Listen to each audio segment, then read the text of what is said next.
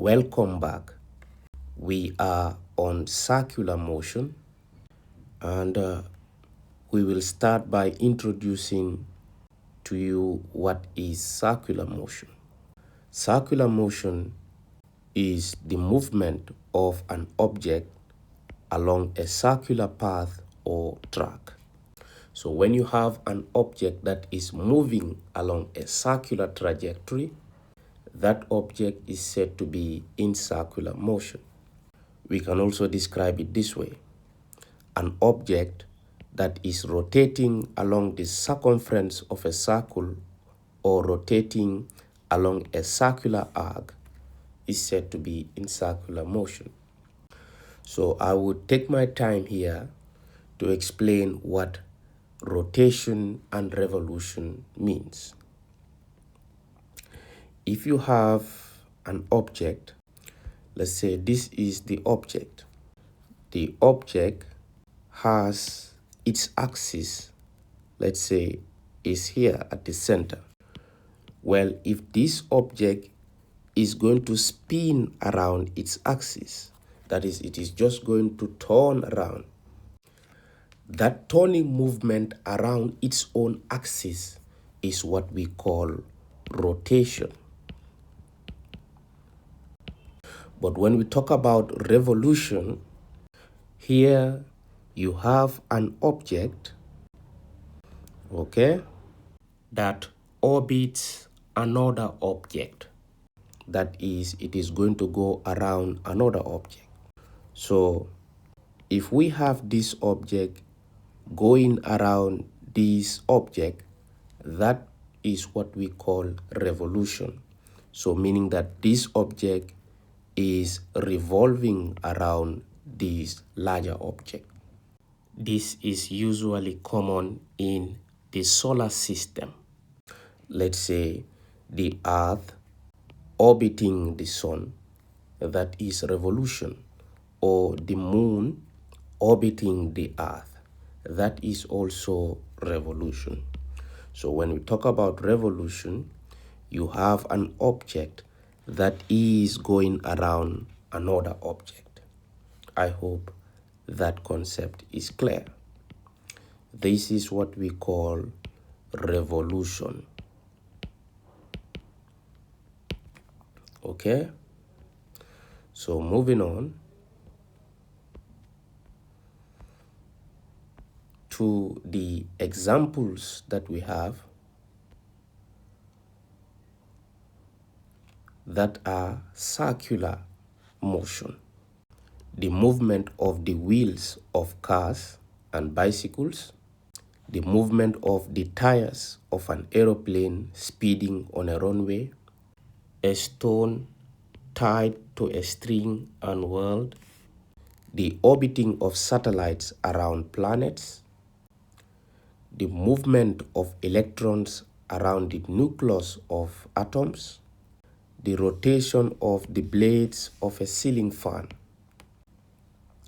the movement of a car in a roundabout, the movement of a conical pendulum, the movement of a playing DVD cassette, the rotatory movement of merry-go-round, the rotatory movement of Ferris wheel, which is also called giant wheel or big wheel.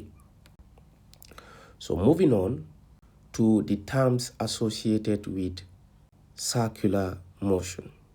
Uniform circular motion is when you have the object that is in circular motion moving with a constant speed. Okay? The word constant is important, or uniform. So if you describe an object to be in uniform circular motion, it means that the speed doesn't change. It is constant, okay, throughout the motion of that body.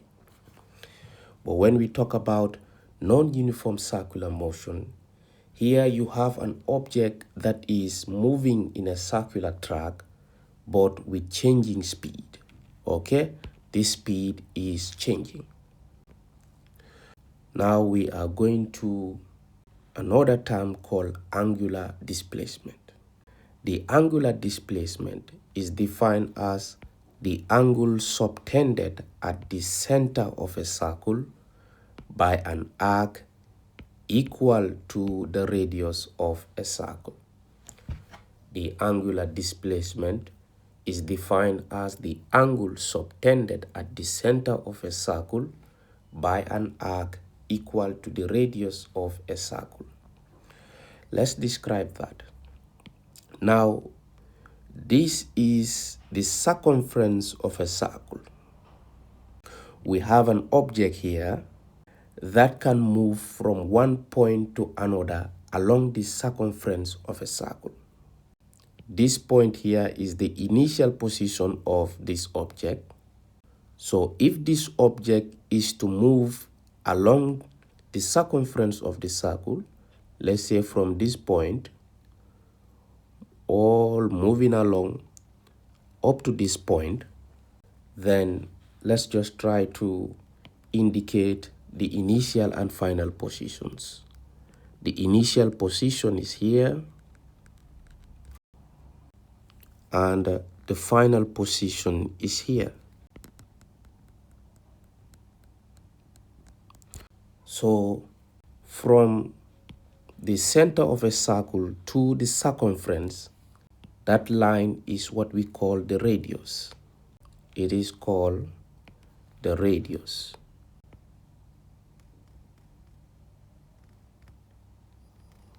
R.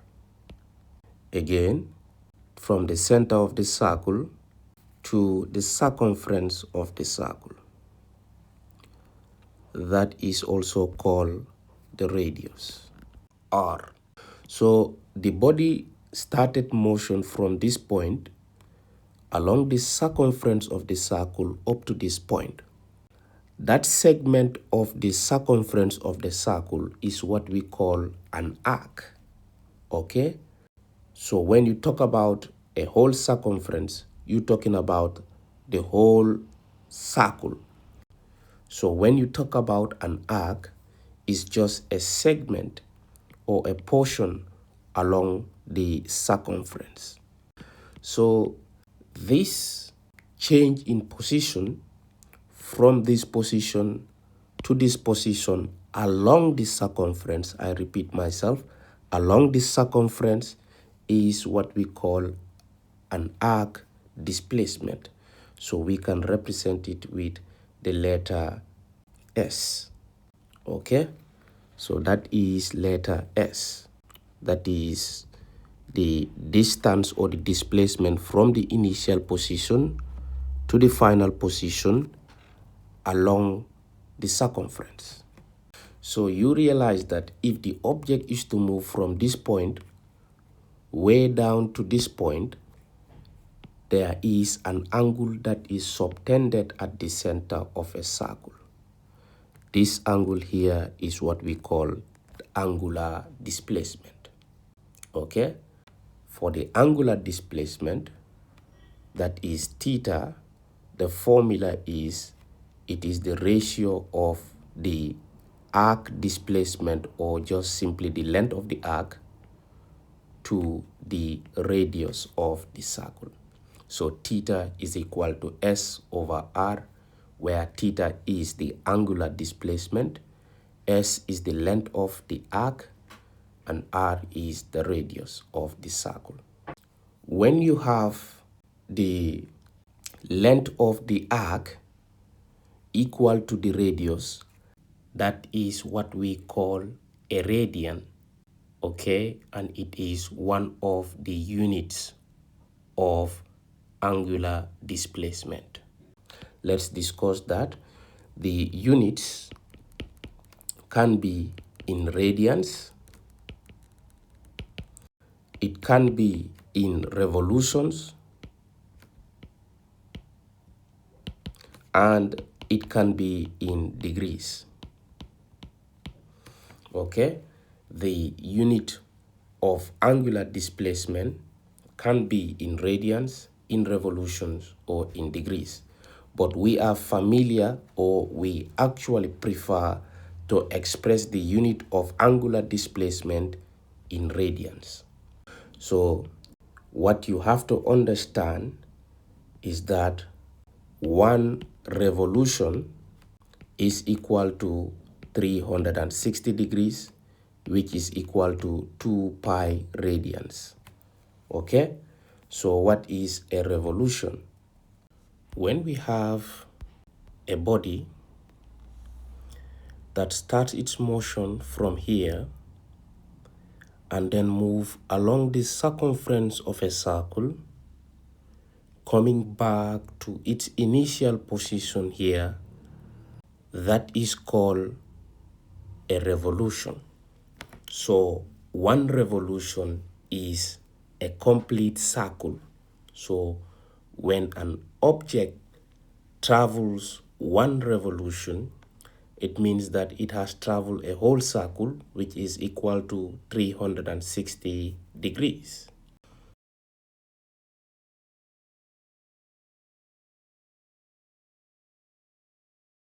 Let's talk about the radians and the degrees. We said that 360 degrees is equal to 2 pi radians. That is, 360 degrees is equal to 2 pi radians. So if you want to know what is 1 radian, that is going to be, let's say, x. So if you cross multiply, that will be x times 2 pi radian is equal to 1 radian times 360 degrees. So you divide both sides by 2 pi radian, 2 pi radian. So this will cancel this, radian will cancel radian. So it means you're going to have x is equal to 360 degrees divided by 2 pi. So if you should substitute the values of pi, which is 3.142, okay, you're going to have somewhere around 57.3 degrees. Okay, so meaning that 1 radian is equal to 57.3 degrees. We will do more of the conversion in our coming videos. So I want to move on to prove to you how the angular displacement theta is equal to S all over R.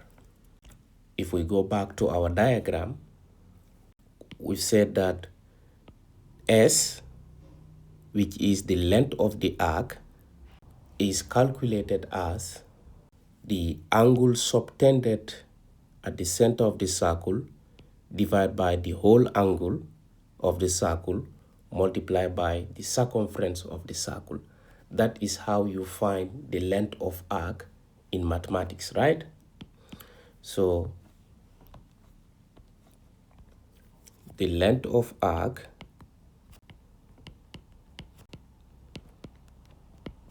is equal to theta over 360 times the circumference of the circle.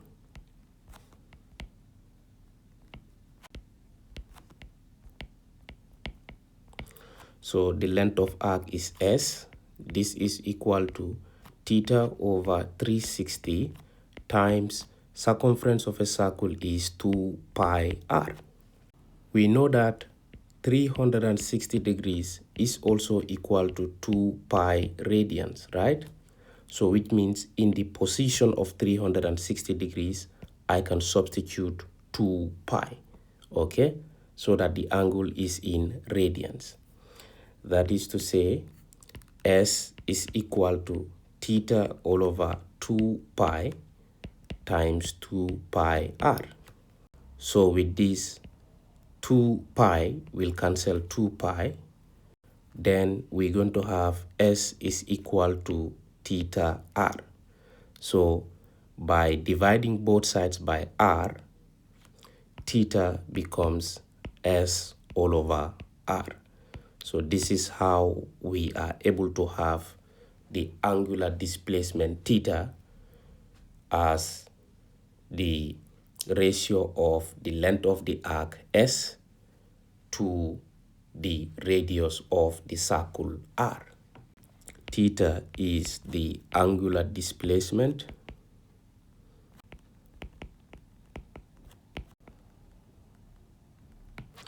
S is the length of arc, and R is the radius of the circle.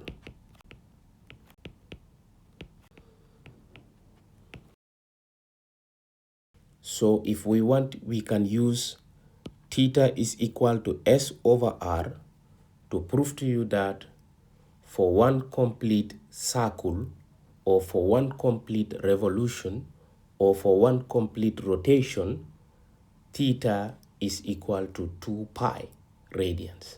We can do that.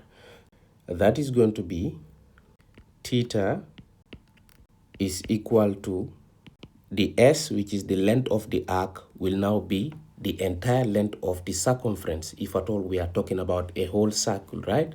So that will be the circumference of the circle divided by the radius of the circle.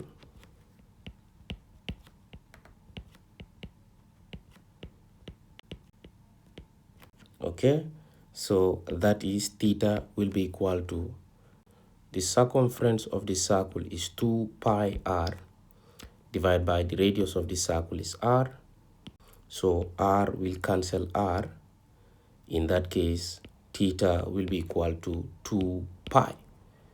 That is for a complete revolution, or a complete cycle, or a complete rotation, the angle theta is equal to 2 pi. We get that. So moving on, still on angular displacement, it says the angular displacement is the angle through which an object has rotated from a fixed reference position. The unit of angular displacement is radians. We have said that. And these are some of the formulae you can use to convert from one angle to another. But we will have a separate video where we're going to talk about this. So I do not want you to put more of your focus on this. Okay? What you can remember for now is that one revolution is equal to 360 degrees is equal to 2 pi radians. The rest, do not bother yourself with it. Okay? We will solve problems related to this in our coming videos. So moving on to the angular velocity. It says the angular velocity is defined as the change in the angular displacement per change in time. Okay? So when you have change in angular displacement divided by change in time, that is known as angular velocity. The unit of angular velocity or speed is radians per second. Take note of that, is very important. The angular velocity is also called angular speed and angular frequency. So whatever name you see in the question, angular speed, angular frequency, angular velocity, is still talking about the same thing. The angular velocity, if we should go by the definition, angular velocity is represented with the letter omega, is equal to change in the angular displacement divided by change in time. So if the angular displacement is changing per time, that is known as angular velocity. So how did we end up having the unit as radian per second? We know that the angular displacement is measured in radians. That is rad divided by time is measured in seconds. So that is how we have the unit as radians per second. If you want, you can express it as rad per second this way. All of them is acceptable. So we have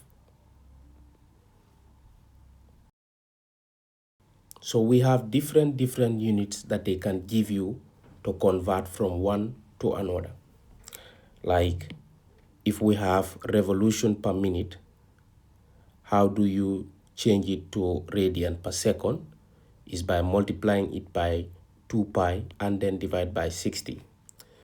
So if you want to have your answer in revolution per minute, you're going to have radians per second multiplied by 60, then divide by 2 pi. Again, I would not bother you with this. We are going to find a simpler way of solving problems related to conversion of angular velocity or angular speed from one unit to another.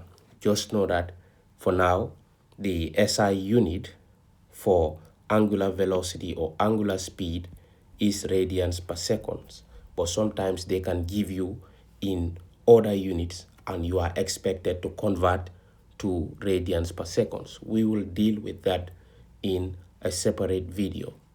Okay, so do not lose the focus. We are coming to arc displacement. And what is arc displacement?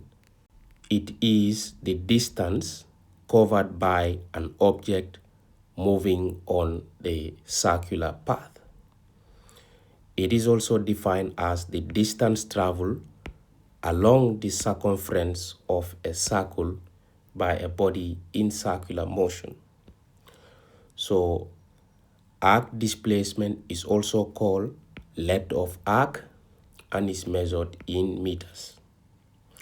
So when you have a circle as you have in front of us, we have the middle of the circle here.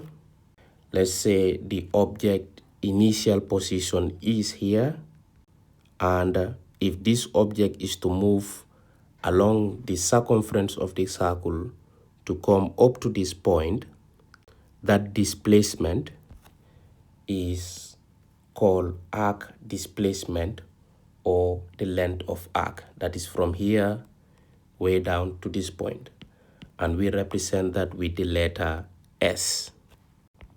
Okay, so if we should draw the radius of this circle, we will have a line coming this way and a line coming this way. So there is an angle that is at the center of the circle known as the angular displacement. The S is the distance from here way down to this position here. So we want to prove to you how S is equal to theta r. We have done that before, so this will only be a recap. We said that using the concept length of arc is equal to theta over 360 times the circumference of the circle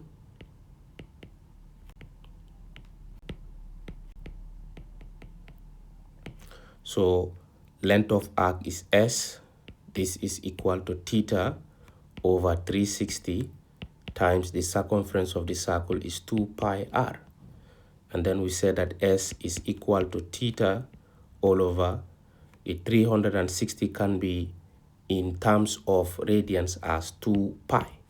So that will be multiplied by 2 pi r. Then we said that 2 pi will cancel 2 pi. So that is how S is equal to theta r. So if we want to find the length of arc or the distance traveled along the circumference of the circle, is going to be the angular displacement multiplied by the radius of the circle. So S is the length of arc, Theta is the angular displacement.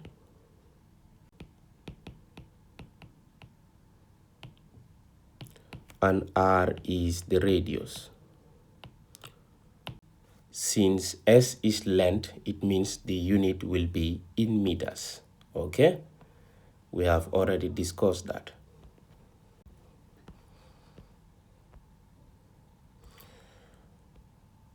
Radius of a circle. Okay, I think this is what most of us are familiar with. So if you have to go by its definition, it is the distance between the center of a circle and the position of an object in circular motion. So the distance between the center of the circle and the position of an object, let's say this is the position of the object on the circumference of the circle. That length is what we call the radius. Okay? That length is called the radius, r. So what I want you to know about the radius is that if we use the formula theta is equal to s all over r, if we cross multiply, we will have theta r is equal to s. So to find r, you divide both sides by theta. So therefore, the radius is equal to s divided by theta. So this is how you find the radius. And you should also know that the linear velocity v is equal to omega r. That is, the linear velocity v is equal to the angular velocity multiplied by the radius of the circle. So in that case, if you divide both sides by omega, then it means r will be equal to the linear velocity divided by the angular velocity. Okay? So this is how you find r, that is the radius of the circle. In our next video, we will be talking about the linear velocity and other important terms under circular motion. So this point is important. It says, when an object is attached to one end of a rope or string and whirled, then the length of the rope or string is the radius of the circle. Isn't that so? So let's say you have a ball like this or any other object, and let's say a string is attached to it. So if this ball is whirled, that is, you made it to move around in circular motion, that distance from the center of the circle to this position here, which is the radius, is the same as the length of the rope.